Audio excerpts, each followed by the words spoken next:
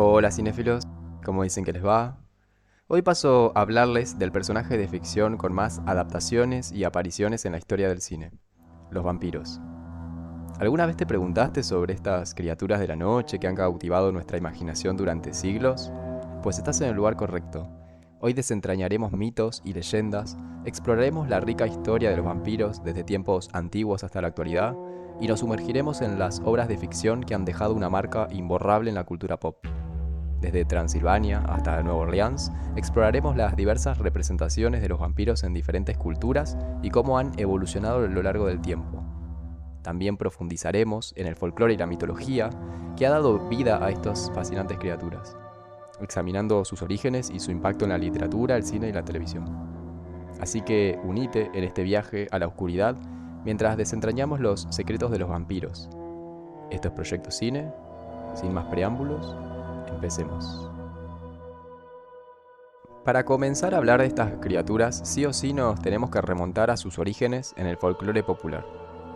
Ya desde la antigüedad existían mitos sobre criaturas nocturnas, desde la diosa Sekhmet, que bebía sangre en el antiguo Egipto, o los llamados ghouls, que eran demonios con aspectos vampíricos en la cultura árabe. E incluso en América, el pueblo mapuche tiene entre sus creencias a un ser vampírico llamado Piwichen, que ataca animales y humanos. Ya en la Edad Media, en la literatura, el historiador esloveno Balbasor escribió un libro sobre cultura, geografía, historia, teología, topografía y hasta folclore local de la región en la que él vivía, titulado La gloria del ducado de Carniola. Y justamente en él se encuentra una leyenda local que es considerada como el primer vampiro documentado de la literatura. Cuenta la historia de un campesino que luego de morir a causa de una enfermedad, salía de su tumba durante 16 años visitando las casas de los aldeanos quienes fallecían en los días siguientes.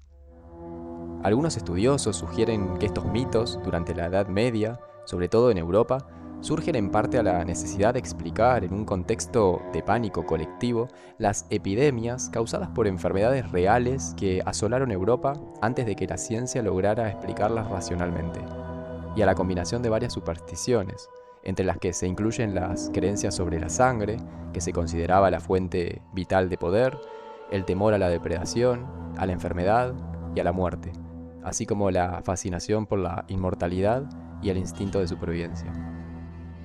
Pero si bien hay varias novelas góticas y de la época victoriana sobre estos seres, el escritor que le dio la relevancia que tienen hoy en día fue el irlandés Bram Stoker, con su obra cumbre Drácula. Stoker se inspiró en muchos autores anteriores, unificando varios conceptos y fusionándolos con un personaje real, Vlad Tepes de Transilvania, lo que le dio mucha más coherencia al escrito. En él finalmente se encuentran todos los atributos que estas criaturas tienen y que todos recordamos: su dieta a base de sangre, el que sean nocturnos, que duerman en ataúdes, su inmortalidad, que no se reflejen en espejos, entre muchas otras cosas. Se toma como punto de partida para todas las historias posteriores, y todo lo relatado pasó a ser la norma, y lo que escapa de ella ya era disruptivo.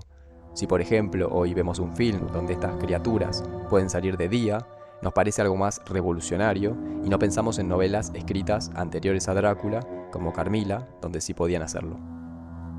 El libro fue rápidamente un éxito. Al poco tiempo se hizo una obra de teatro y un corto de 3 minutos llamado La Mansión del Diablo, donde se observa la personificación de un vampiro y una relación con los murciélagos. Pero para que este personaje llegue al cine mudo, habría que esperar más de 20 años y una guerra mundial en el medio. En 1921 existía una cinta que hoy en día está perdida, de origen húngara, titulada Drácula Halala, donde se presentó por primera vez al conde Drácula como protagonista, pero su trama no sigue en absoluto la novela de Bram Stoker, por lo que la cinta, considerada como primera adaptación fiel a dicha novela, llegaría un año después, en 1922, desde Alemania, y se llamaría Nosferatu. Dirigida por Murnau, nos presenta al conde Orlok, un terrorífico vampiro, inhumano, de cabeza calva y porte nada aristocrático, que siembra la muerte a su paso y lleva la peste a la ciudad de Bremen.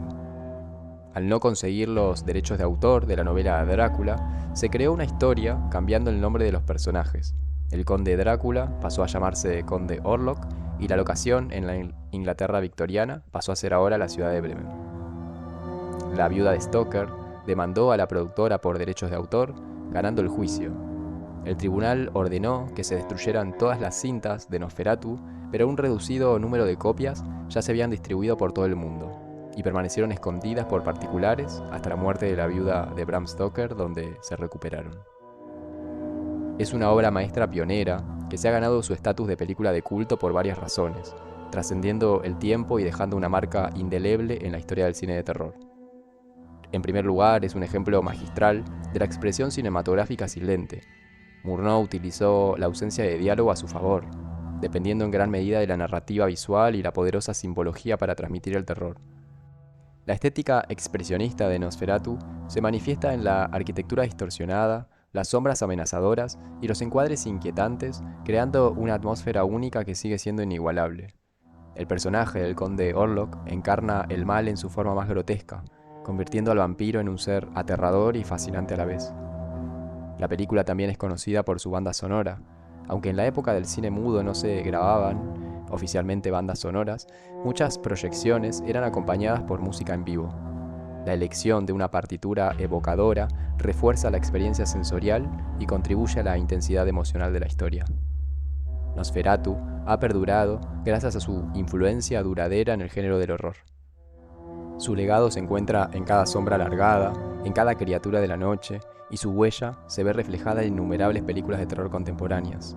Su estatus de película de culto se basa en haber establecido los cimientos del cine de terror, dotando a la audiencia de una experiencia visual y emocional que sigue siendo tan impactante hoy como lo fue en su estreno. Luego de una década de películas mudas sobre vampiros, llegó otro gran hito en el cine de terror.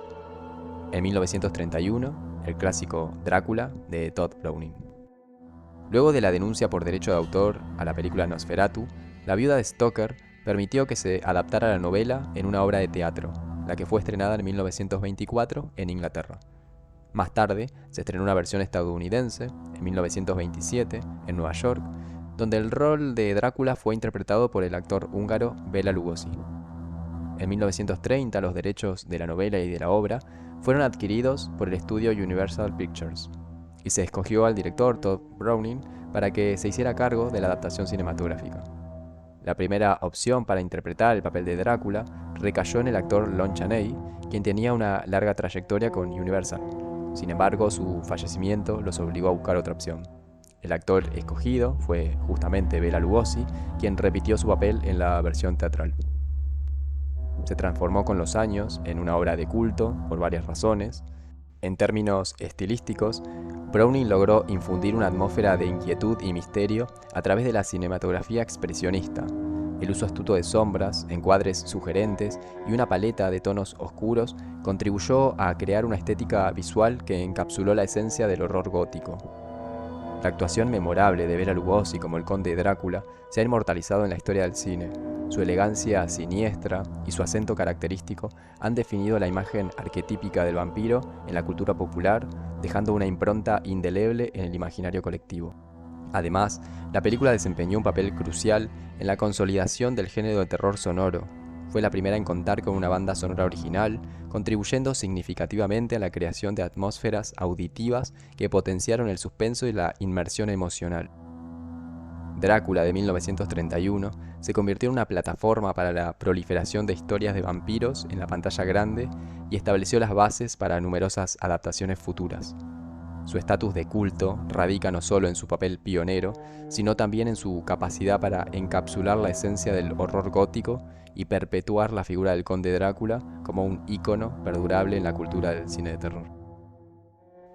En 1932 se creó una compañía cinematográfica en Inglaterra, la Hammer Films, que realizaron películas de diversos géneros, introduciéndose en el género de terror durante los años 50.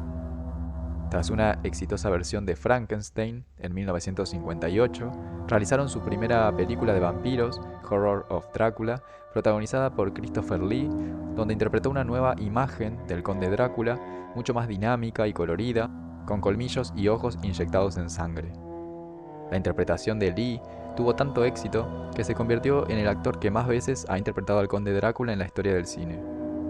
Al éxito de la película le siguieron 7 secuelas, por supuesto su calidad fue en caída. Entre el año 60 y el 73 se hicieron cintas como The Brides of Dracula, Kiss of the Vampire, Prince of Darkness, entre otras, y finalizando en el año 73 con The Satanic Rites of Dracula, donde se juntaron por última vez los protagonistas de la saga original, aunque no son ni la sombra de lo que fueron las producciones de la Hammer en la década del 60. En cuanto a films más actuales, tenemos a Salem's Lot de 1979, dirigida por Tobe Hooper. Fue una adaptación para la televisión realizada en 2 capítulos de la novela homónima de Stephen King, en donde se describe el progresivo deterioro social del pueblo, que parece no darse cuenta de cómo van desapareciendo sus habitantes, poniendo bajo el foco el endeble tejido que nos une como tribu. También fuimos testigos de The Hunger, de 1983, donde nos cuentan la historia de una antigua reina egipcia que, alimentándose de la sangre de sus víctimas, consigue sobrevivir hasta las noches actuales. Protagonizada por unos jóvenes David Bowie y Susan Sarandon. Fright Night, dirigida por Tom Holland, con el tono de comedia, revitaliza el mito. Nos presenta a un adolescente que descubre que su vecino es un verdadero vampiro, pese a lo cual nadie le cree. Contó con una secuela, con críticas bastante negativas, pero a mi modo de ver es más que digna. La década del 90 fue un periodo de renacimiento para el cine de vampiros y de varias películas destacables del género. Francis Ford Coppola tuvo una etapa en la que estuvo interesado por los clásicos de terror de todos los tiempos, y en 1992 él mismo abordó la creación de una nueva película sobre Drácula, titulada justamente Drácula de Bram Stoker. Fue el estreno más esperado de ese año, ya que contaba con la participación del excelente director de la trilogía del Padrino. La película se destaca por su deslumbrante diseño de producción y la exquisita dirección artística, recreando con esmero la opulencia y oscuridad de la era victoriana. Se teje una narrativa visual que oscila entre lo romántico y lo siniestro, utilizando encuadres majestuosos y una paleta de colores intensa para transportarnos a un mundo en el que la belleza y la decadencia coexisten. Gary Oldman, en el papel protagónico de Drácula, ofrece una interpretación magnética y polifacética que va más allá de la caricatura del vampiro clásico. Captura magistralmente las múltiples capas del personaje, desde su trágica humanidad hasta su feroz sed de sangre, otorgando una profundidad y complejidad emocional que enriquece mucho la narrativa. Todo esto hace que siga resonando como una contribución valiosa y audaz al canon cinematográfico del horror gótico. En 1994 se estrena Entrevista con un vampiro, adaptación cinematográfica del famoso libro de Anne Rice, un logro visual y narrativo que se sumerge en la psiquis de los vampiros de una manera que va más allá de los clichés del género. La elección de Tom Cruise para encarnar a Lestat resulta ser un giro inesperadamente convincente, ofreciendo una interpretación magnética y carismática que desafía las expectativas. Por otro lado, Brad Pitt, como Luis, aporta una sensibilidad melancólica y angustiosa que sirve como contrapunto perfecto al exuberante hedonismo de Lestat. La trama, narrada desde la perspectiva de un vampiro, ofrece una introspección única sobre la condición vampírica, explorando la dualidad de la inmortalidad y la maldición que la acompaña. Su enfoque en la introspección psicológica y la exploración de temas existenciales otorgan a la película un estatus único dentro de los estándares de este tipo de cine, y la convierte sin dudas en una joya del género que trasciende las limitaciones de la narrativa de vampiros convencional. Luego la historia del personaje Lestat sería continuada con otros actores en La Reina de los Condenados, que mezcla elementos de las 2 novelas siguientes. Un estreno de 1996 es From Dusk Till Dawn, de Robert Rodriguez, una curiosa película que en principio aparenta ser una historia policial, donde 2 hermanos escapan de la ley hasta llegar a una licorería en medio de la nada, en la que desatan una verdadera masacre contra los vampiros que quieren beber su sangre. En el año 97 comienza una serie, también emblemática, Buffy la cazavampiros, con un guión que combina elementos sobrenaturales y un drama adolescente, creando una narrativa única. Sarah Michelle Gellar brilla como Buffy, una adolescente que se convierte en la última línea de defensa contra las fuerzas del mal, desafiando un poco los estereotipos de género y tratando temas más profundos a través de tramas míticas. A lo largo de sus 7 temporadas, Buffy evoluciona, trascendiendo el género de terror y dejando una huella indeleble en la televisión contemporánea. En 1998 llega una película de vampiros basada en los cómics, Blade, con Wesley Snipes en el papel del cazador Blade.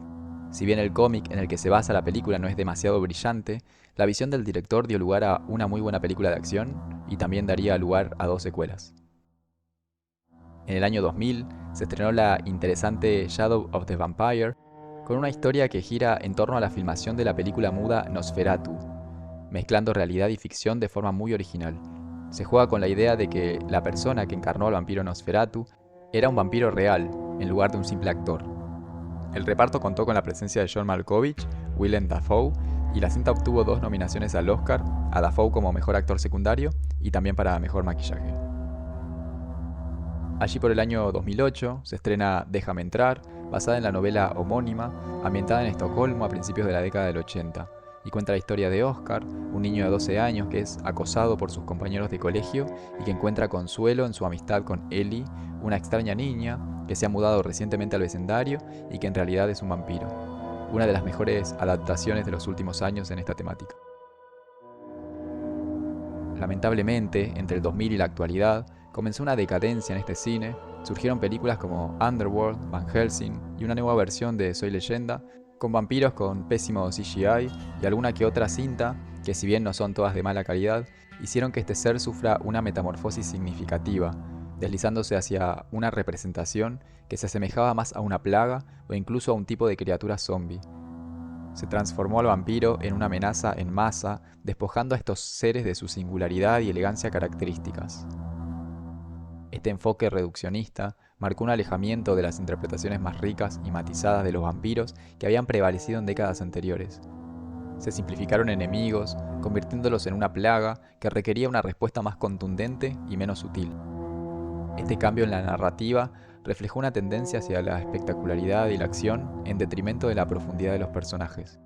El género lentamente comenzó a saturarse y tendió a explotar los estereotipos, lo que llevó a una pérdida de la frescura y la originalidad. Películas como Crepúsculo contribuyeron a popularizar una versión más juvenil y melodramática de los vampiros, alejándose totalmente de la oscuridad y el misterio que caracterizaban a sus predecesores, resultando en la banalización del mito vampírico y experimentó un declive en términos de originalidad y calidad. En fin, ¿qué creen? ¿Podrá resucitar el mito del vampiro en el cine?